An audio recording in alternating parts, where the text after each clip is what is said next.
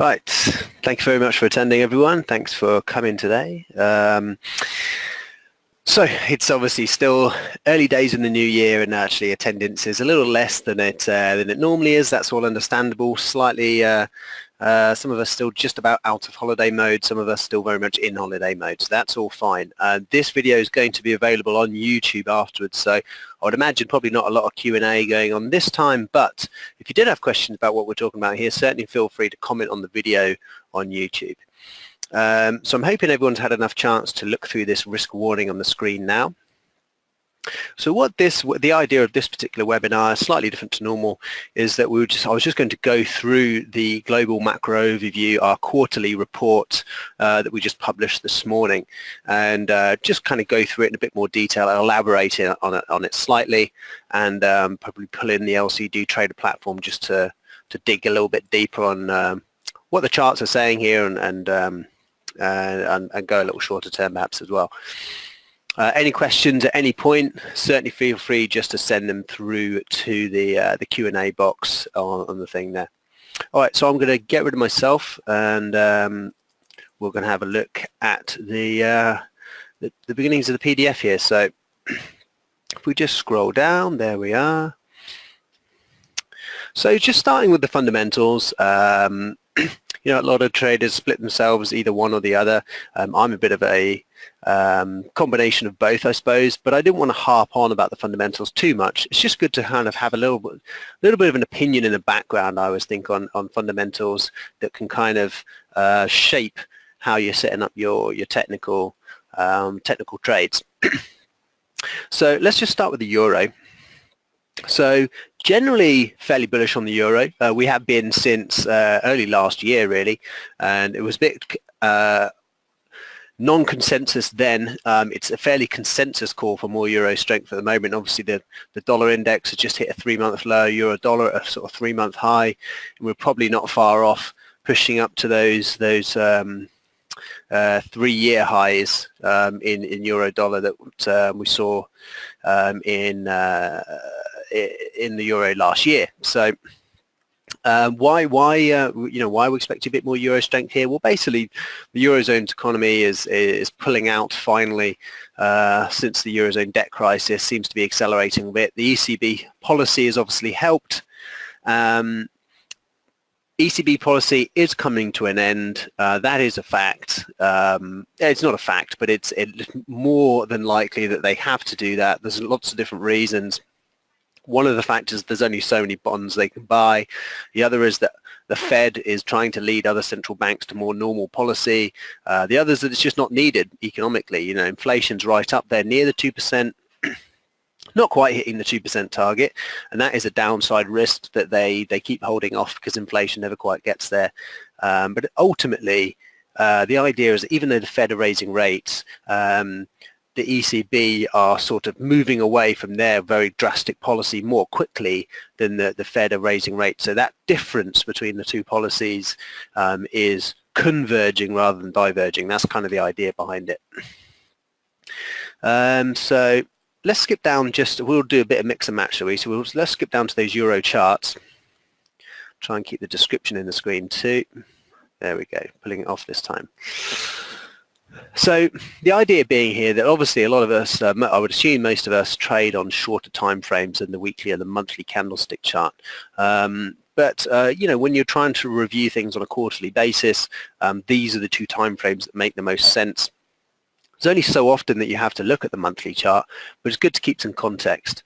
So starting with this euro-dollar weekly candlestick chart here, the thing that I found most interesting was this basically wasn't perfect, but it was particularly on a daily time frame. This looked like an inverse head and shoulders pattern. It broke, struggled in the couple of weeks afterwards, and finally just broke back above, and had another little pullback, made a higher low. Now it's making higher highs as we speak. So whenever you get a bearish pattern which then fails after completing, that then becomes quite a strong bullish pattern. And so that's why I think we're back up here at the highs, and why this trend probably does break out and continue. And the next level I've got on the screen is 123. Now if you look across to the monthly chart here, you can kind of see why. Because 123 is basically where you get those monthly closes in there, and 123 is pretty much bang on the money, those lows from 2008. So obviously 2008 sticks in everyone's memory a fair amount, has some psychological importance. Beyond there, this 125 level, if we jump back to the weekly chart, obviously it's a big round number, but it's also about the 38% retracement of this big long-term decline that we've had in the euro against the dollar.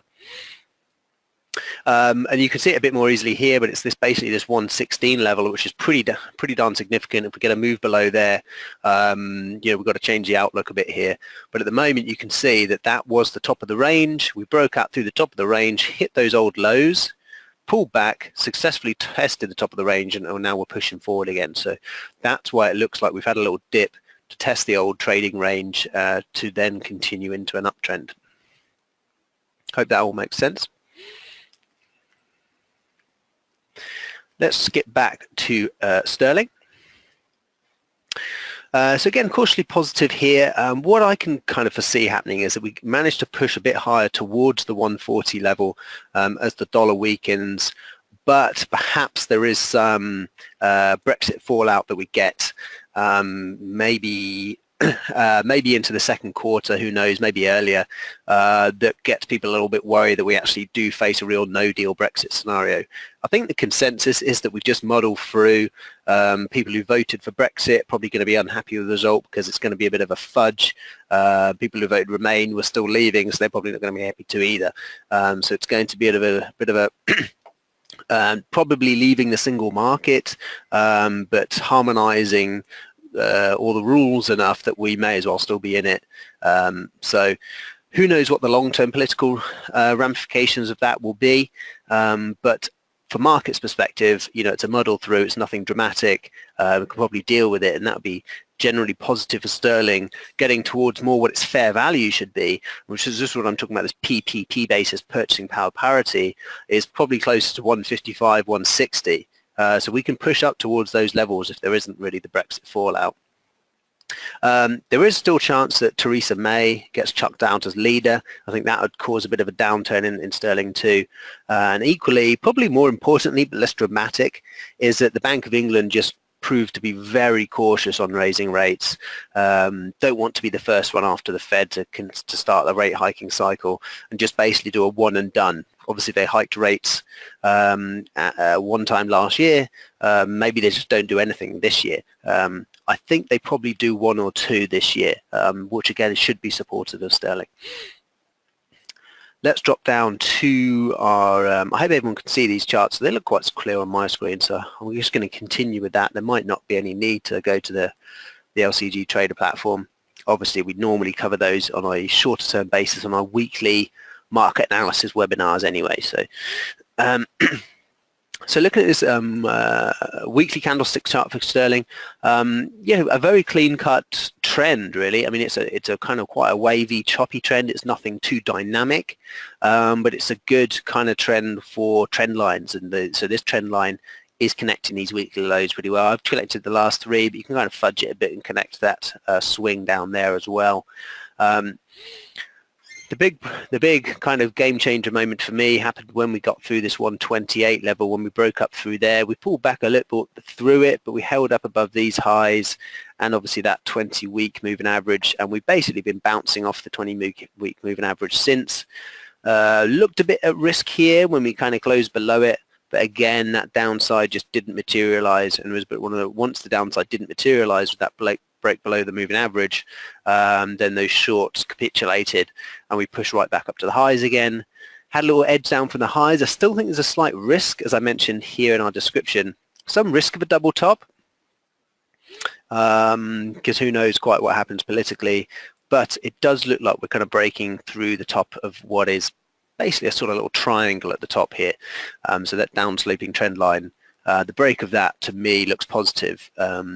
So we'll have to see, probably we need a weekly close in this first week of January just to look a bit better on that front. Longer term, we're positive because we pushed through that 20-month moving average, but clearly the trend has been down for a while. It was dramatically down in 2008, sideways for a long time, and obviously made the next leg lower after Brexit. But it looks like we've turned a bit of a corner here, but typically downtrends don't immediately turn into long-term uptrends. So that's why probably somewhere in this vicinity, I think maybe a bit higher than this 140 caps it, and we turn into a bit more of a range trading environment. So I've highlighted these levels here. Obviously, this was the short-term level on the weekly chart. Got one, so that was 138.50. Got the 140 level just above it. And then way up here, kind of cutting through these highs, we've got the 146, which would be another target, which would basically be up near the sort of pre-Brexit levels if we were to seriously take out 140. Beyond that, looks like a bit of a stretch and probably something for more like the Q2 report. Moving swiftly on. So we've got dollar yen. So discussing here in the dollar yen pair more the kind of Japan aspect on things, because really as far as the dollar goes, it's almost a bit it's a bit pre-planned almost. So last year the Fed said they were going to hike rates 3 times. Market thought only one hike would happen. In fact, they did deliver on the 3. Even though inflation weakened. So it's a bit more predetermined rather than data related here. So what's going to push these pairs around? I think it's more about what the other central banks do rather than what the Fed does. That's assuming they continue on that path of kind of predetermined policy. If they suddenly start saying this and doing different things, maybe that changes. So inflation is pretty low in Japan. At the moment, we're getting a bit of a downtick in dollar yen, but our bias here is that we've got a slight upward bias, I would say, just in that the Bank of Japan stays with its ultra-loose policy, and that should put downward pressure on the yen. A risk to it is that the BOJ does feel the need to go in line with other central banks and maybe raises its yield curve target. So the Bank of Japan, if you don't know, is targeting a 0% yield on 10-year government bonds in Japan, the JGBs. If they were to alter that, it could change the direction of dollar yen. Skipping down to that dollar yen chart. Here we go. So here you can see quite clearly on the weekly chart, it actually works out quite well in terms of the Fibo levels of this big rally here that we had off the lows. We're basically being capped by the 23% and the 38%. Is that 38%? No, the 50% levels. Yeah, 50%. Kind of categorizing where we're trading in at the moment. So it looked like when we got this bullish engulfing pattern, and it's what I've referenced here, the slight bullish tilt that we've got, the bullish engulfing candle on the weekly chart, is this one. So we're pulling back within it. That pattern is still valid, but as I mentioned, a move below 109 would kind of negate that bullish pattern. So the assumption was that maybe we're ending this sideways trading with a bump off the 20-week moving average to then see a topside break. But if we roll that back down through the average and below the low, the assumption would be that we then head down to the low down there at 108. That brings us to our kind of long-term scenario, because we did have a good few spikes off that 108 level that proved to be quite solid support with a lot of demand down there.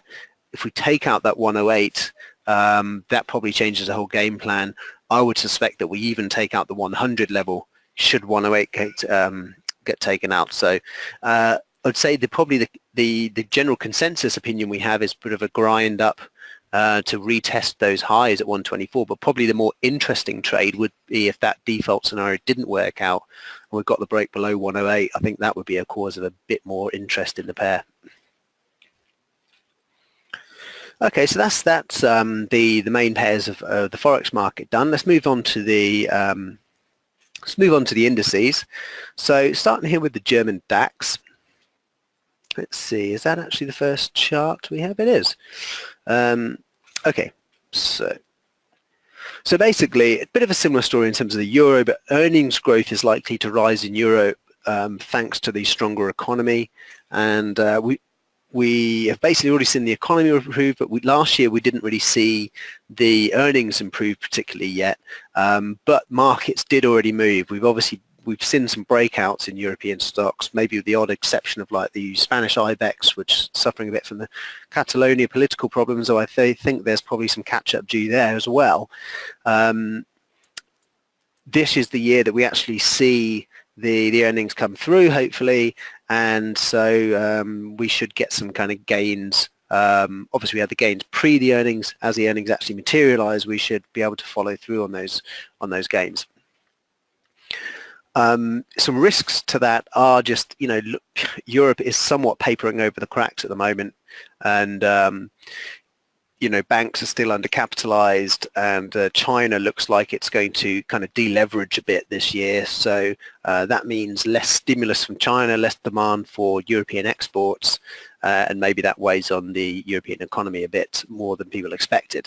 So that's just some downside risks.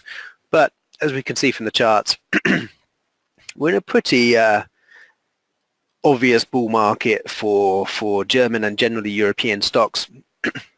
Incidentally, today we saw a new record low in German unemployment at 5.5%. So, things doing pretty well in Germany economically. The firms there doing pretty well as well.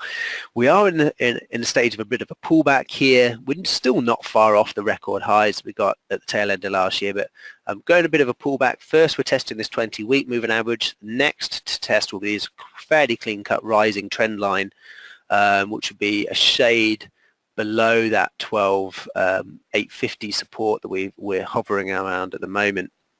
12,850/12,900. So I think, should we take out this 12,900 with a close, so it could even happen this week.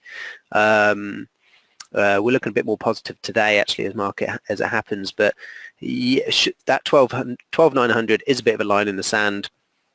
If we get a breakdown through there, we probably take out that rising trend line, and then we may be looking at a slightly larger correction, with the main support being down here at the 12,000 mark. But while we're above 12,000, I still think this uptrend has legs. Another reason to think maybe that bigger correction can happen is we've got a bit of negative divergence here. Obviously, a higher high put in on the price, but a lower high put in on the RSI. Now, from a monthly chart, I've kind of fudged this line a little bit. This is where the closes were, so we've got a push up, a pull back to where the closes were, and then a push higher. It looks less clear if you put this line through the highs. We've got almost like a false breakout initially, and then a truer breakout in the last few weeks last year, and again getting this kind of slight nudge lower over the last couple of months.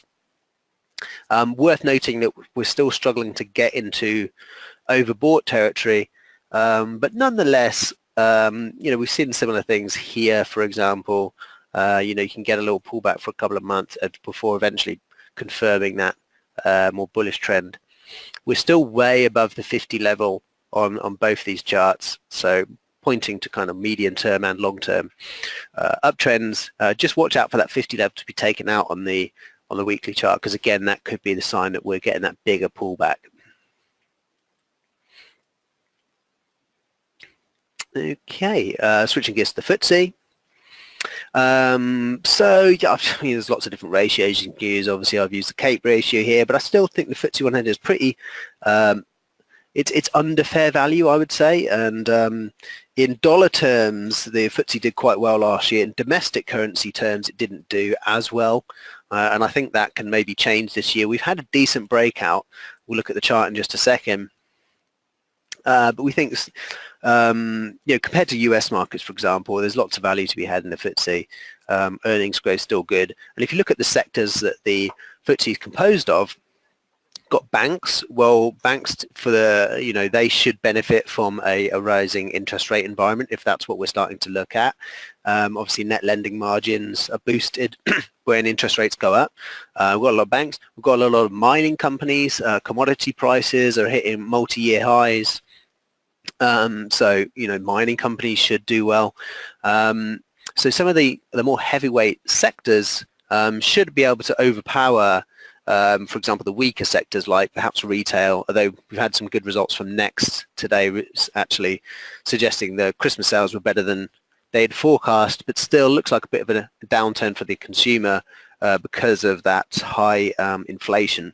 Even if we did all splurge a bit over Christmas, it's probably a bit of a short-term phenomenon. But there are going to be weaker sectors, but I think the most heavily weighted sectors in the FTSE are looking like doing well. Oil, for example, as well. Obviously got BP and Shell in there, which will also be good for the FTSE. If we scroll down to the FTSE charts here, so this is the big one for me. We've bumped up against this 7,600 level a few times. Now we've had the breakout. What we're seeing over the last couple of days, in the first couple of days of January, is we've seen a bit of a pullback towards that 7,600 level. If we drop straight back below it and close the week lower, it's not game over, but it's not a great sign. It would basically be a fake out and could mean another test on the bottom of the range down around the sort of 7,300 mark and that rising trend line. But note here that we've had an RSI momentum break as well as a kind of a higher swing in the RSI and taking us back above the 50 level into kind of bullish territory to confirm that move in price. So my assumption is that we continue this breakout. And then you can see the breakout a little bit better because we had so many inside weeks and then the big bullish bar, which probably did engulf what we, well, there's a couple of long wicks there, but it almost engulfed 1, 2, 3, 4, 5, almost engulfed 6 months that December rise in the FTSE. So that, to my mind, pretty significant. And it suggests higher prices. Watch out for that 20-month moving average because the drop below there has caused those kind of bigger corrections quite well in the recent past. Maybe it's not perfect, but often case has. Okay, over to the Dow Jones. So obviously it was basically tax cuts and hopes of more Republican market-friendly policies that have pushed the Wall Street index higher in the last quarter. What I'm trying to say overall behind the bull market is that we've had easy policy from the Fed, which is going into reverse this year. They're obviously shrinking their balance sheet this year. So probably the effects of that are not going to be immediate in terms of the way markets react. It's been a fairly comfortable transition from the Fed so far. So probably 2018 is more like a transition year. Maybe we finish higher, probably have a few downturns, goes a bit sideways, and then maybe the bigger possibility of some kind of bear market or bigger pullback at least is 2019. That's all that kind of talk about what happens in 2019, somewhat jumping the gun, because at the moment the trend is just hugely higher. So as you can see, not been below the 20-week moving average for since October 2016. So pretty much 2 years of uptrending based on the 20-week moving average, which is what I tend to like to use. And then you can see that there is now quite a big gap from the price to that 20-week. And so when that happens, you tend to get a little bout of mean reversion. And so that's the risk at this point, is that maybe the uptrend doesn't end, but we maybe get a pullback to that little consolidation phase, which is around the 23,600 mark. Obviously, we just had a number of bullish months in a row. That can't last forever. And again, we're even more overbought on the monthly chart than we are on the weekly. So what I'd say is, still an uptrend. So don't try and call the top, but just be aware that it's getting closer and closer. So when you do get something like, I've said that a previous, if we get a close on the month below the previous month, that's probably a pretty tidy indication we're out of this extreme environment. And of course, that could be a dip buying scenario, but I suspect that actually that would catalyze a bit of a bigger pullback towards these kind of two levels down here that I mentioned. Okay, so I think we're all done with indices. So last but not least, gold certainly been one of the more interesting ones over the last couple of weeks. Hope some of you have been able to capitalize on this massive rise in gold prices. Incidentally, we don't think that the drop in Bitcoin has caused the rise in gold. Obviously there's a lot of tinfoil hat buyers of gold and Bitcoin, but I don't think that doesn't make up the majority of either market. So I don't think you can necessarily transpose one to the other. Just because Bitcoin crashed doesn't mean people suddenly flood back to their old favorite of gold. I mean, that probably is the case for some people, but not the majority, I would suggest. But yeah, we're a bit neutral on gold despite this pretty massive run-up that we've had over the last couple of weeks. Seasonally, December and January is very good for gold. It's worth noting that. We've had, obviously it started last year, I believe the start of 2016, we're both pretty tidy for gold. Obviously last year was a good one for gold. We saw double-digit gains. But basically, we'll look at the chart in a minute, but below 1400, the market's still pretty range-bound. And it's kind of easy to understand why, because we're in a raging bull market, so no one really needs a safe haven, and no one really needs an inflation hedge right now either, because inflation is still fairly low. On the other hand, central bank policy is very loose, so you've still got the feeling inflation could be around the corner. So people kind of clinging on to gold, but not massively getting into it. So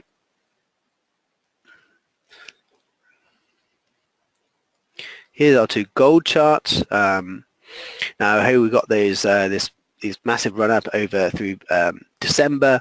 Obviously that took us through the 1300 mark and the kind of 1295, which I would say was kind of the more clear-cut swing level from these two highs here and this little level here. So we've gone from making lower lows to making a higher high, so not in itself a bull market, but I think in the general context of things, what we can see is we're in a kind of very choppy uptrend. And so I think by taking out these highs, we're resuming that uptrend, and it looks at the moment like we're good to go and test that 1360 and then maybe the 1375 peaks of last year. But as I said, it's choppy. Looking at this monthly chart, what we may be looking at here is a bottom. We obviously had that big downturn after hitting those record highs. We had a decent surge, then we dropped back a bit when we had, I think that was when Trump was elected, and then we've managed to kind of trudge higher for most of last year, but haven't quite taken out the pre-Trump gains. So once we do, you basically were on this monthly scenario, what we're looking at is we've made one higher high, one higher low. If we make that next higher high, then it's more of a confirmed uptrending environment rather than just a range, because obviously we could roll over from here. It'd be not entirely understandable if we did roll over and go right down to test these lows down at 1058. So watch out for this declining little line through here that I thought worked quite well on the RSI on the monthly chart. If we get a breakthrough there, it may come before the price and give you a bit of an early entry on any breakout. So where do we stand on this? Well, we think the trend looks like it's turning higher. There looks like a good chance we can break out that 1400 level, but until we do, we can't get fully bullish on gold. Hope that makes sense. And so last but not least, last market here is crude oil. So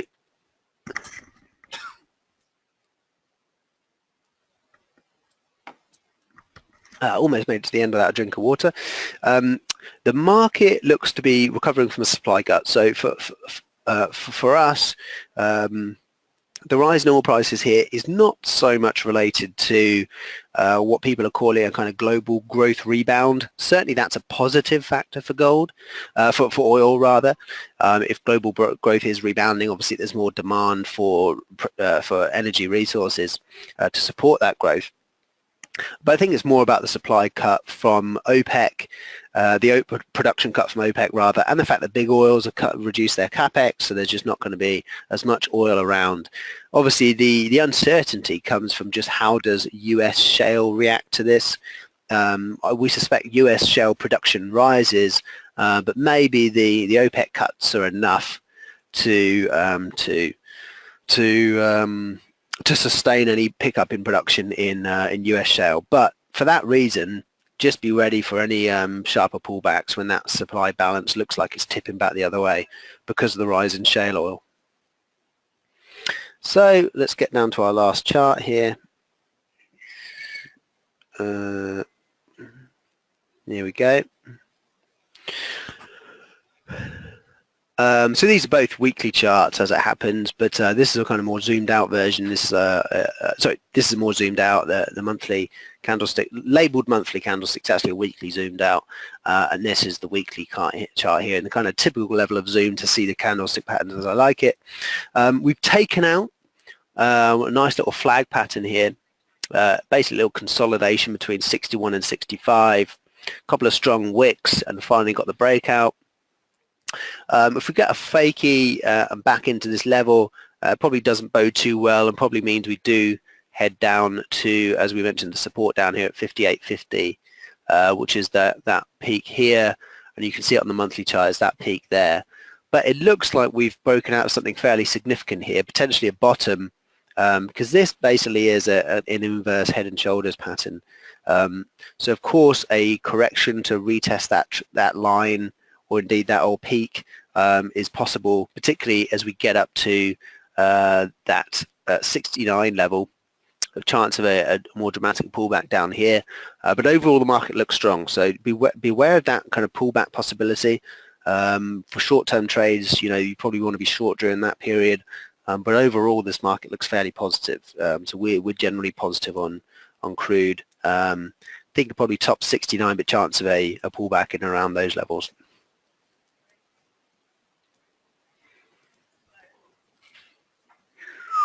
So that's it. That's our quarterly report. What we're doing now, we basically did take about 30 minutes, so that's all right. Hope everyone got some information from this. Thank you very much for attending, and please follow me on Twitter for any further updates. Much obliged, everyone. Good luck with trading this week.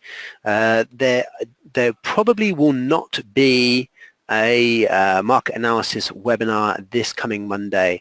But look out for it over the next couple of weeks. That will be kicking off again soon for the new year. Thank you very much, everyone. Jasper signing out.